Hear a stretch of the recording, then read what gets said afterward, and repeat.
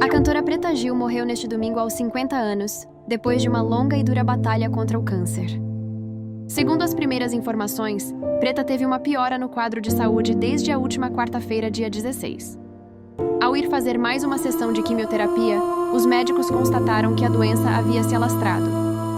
Preta travava desde 2023 uma luta intensa contra o câncer coloretal.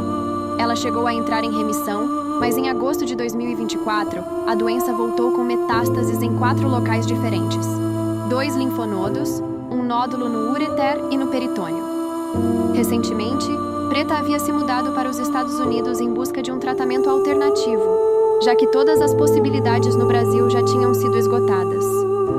Mesmo longe do país, Preta esteve cercada de amigos que deram todo o suporte e carinho que ela precisava nesse momento tão delicado da vida. Os amigos foram essenciais em sua luta contra o câncer.